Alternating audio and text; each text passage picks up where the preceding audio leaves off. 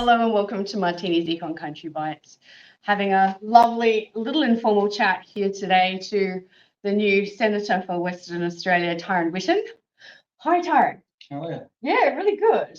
I have had wonderful feedback from not only our community in Save Our Beloved Geograph Bay, but also from the wider community in Western Australia that has said that your inaugural speech, your maiden speech in Parliament was not only heartwarming, but really sincere, and that it really connected to everyday Australians in a way that was obviously something they haven't heard for quite some time.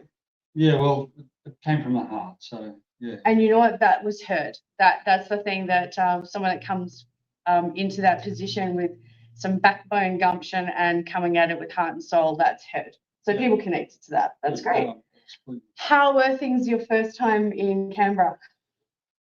Pretty crazy. Yeah, Like that. yeah. No, it's a big learning curve coming from where I've come from, the construction industry. So Yeah. everything is new, everything is shiny, and yeah, everything's a new experience, and it's a lot to take in. But I'm determined to get there and catch up. And, Awesome. yeah, make a difference. I think you're going to do really well. I think that when you have the backing of everyday Australians that saw how genuine you were in the way that you're coming to be a representative of them, which so many over in the Eiffel Tower over there, or the Ivory Tower, their little crystal palace. It's more of a circus, to be honest with you. A circus. Look, I would like to call it lots of things, but I'm trying to be PG rated today. When I went to Canberra, I had a lot of things I wanted to say and scream from the rooftops, but I didn't. I was really, really composed. The one thing that you've been really outspoken about and said that you're absolutely against is offshore wind in Western Australia and throughout all of Australia. Would you like to share your views on that and why you're so opposed and why you're supporting all of those groups that are against offshore wind? Yeah, look, as a basic principle, we're against the net zero thing as one nation in the party. So putting that aside, even if you believe in net zero and renewable energy and all that, destroying the environment for that outcome doesn't make sense. Yeah. Putting wind turbines in the ocean, cutting down rainforest and koala habitat doesn't make sense. So I don't support any of it. And that's the thing, is that people have seemed to have lost sight of the fact that ecology-based science has kind of gone out the window, and now that there's this hysteria of it's okay to do whatever you want for this is the means of the outcome here. And this is what we've always said, that there isn't even enough baseline data that we can see that not only the government has already done, the EPBC, thank you, Tanya, you failed, and Mr. What's your name? I don't know what's happened to you too, mate, but you've been very quiet about this. Where's your baseline data before any of this starts? This is what our concern has always been. It's always about science. Science is questionable. Science is something you investigate, not just trust the science and what the government tells you. So, yeah, really. So I couldn't agree more that the fact that we're destroying habitat, which causes biodiversity loss, that's not looking after the environment at all. No. And to say that installation of offshore wind is a good thing when it's intermittent supply. You've worked in the construction industry. How does it go with intermittent energy supply? It doesn't. It doesn't. No. But we saw what happened in Spain recently. We did. If we Australia went without power for a couple of days, we saw what happened fighting over toilet paper. Like, I can't fathom what might happen if we had no power for a couple of days. Yeah, that's people where we're headed. Fighting over food. Yeah. That's what it would come to. And I think that you've nailed it. I don't believe that people have really looked into the ramifications of switching over to completely weather-reliant energy systems. And that's exactly what happened in Spain, as you said. And then they reported it as just being some kind of weather anomaly. It's like, no, it's weather-reliant technology. Yeah. It was destined to fail. So you've come out and made a media statement that you're calling for a moratorium. How would you like to see that moratorium rolled out to stop the offshore wind? Yeah, well, look, we're going to ask for a 3-year moratorium on the whole process down there. starting with the scanning of the ocean floor with the sonar. That's where it starts, and that's where the damage will be done first. So, indeed, it is, and that's I know that a lot of people are aware that the reports that came out of the US, that Robert Rand's report, and there are others. There are certainly a lot of acoustic specialists in Australia have said we already know that the acoustics that are used in mapping these areas for offshore wind have caused devastation, not only in invertebrates, but especially whales. And we love our whales in Australia. Yep.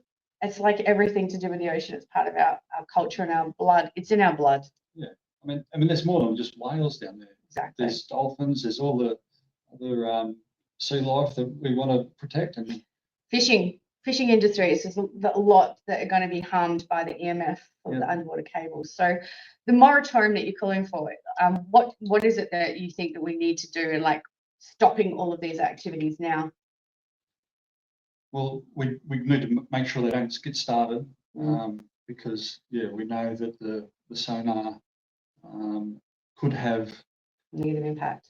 a major negative impact on lots of marine life.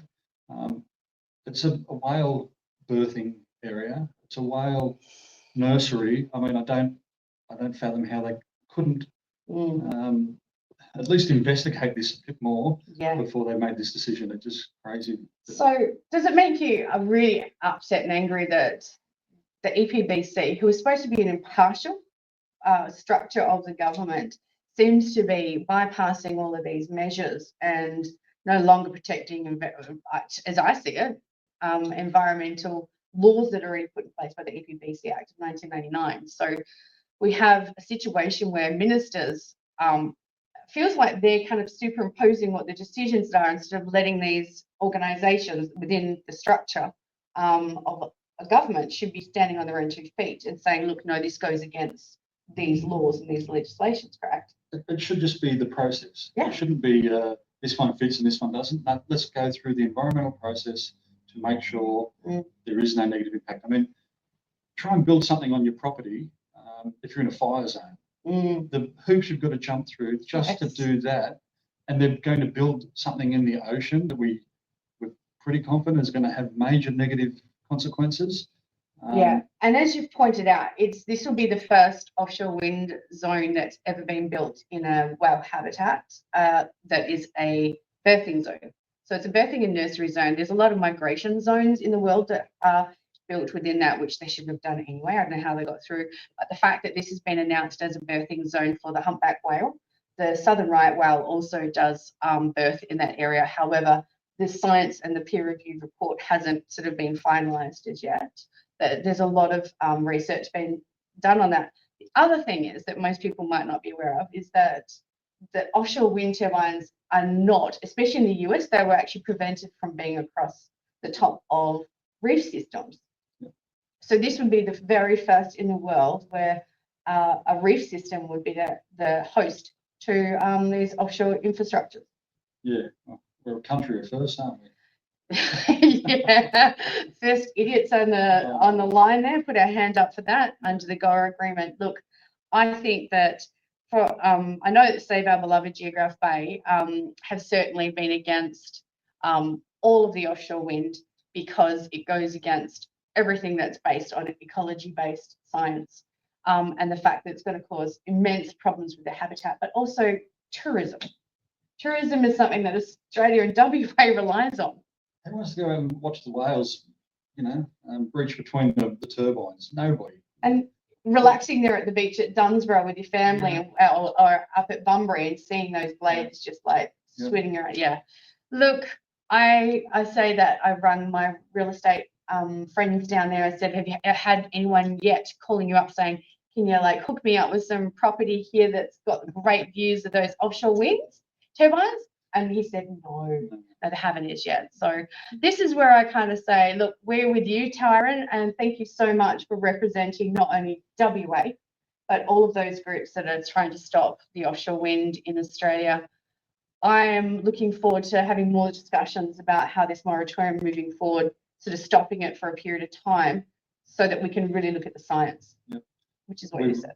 We will do everything we possibly can to put a halt to this and hold the government government to account and these decision makers to account. Yeah, that's something. Accountability and transparency. You heard that first. That's a novel idea here in Australia. Let's try some of that, shall we? Thanks, Tyron.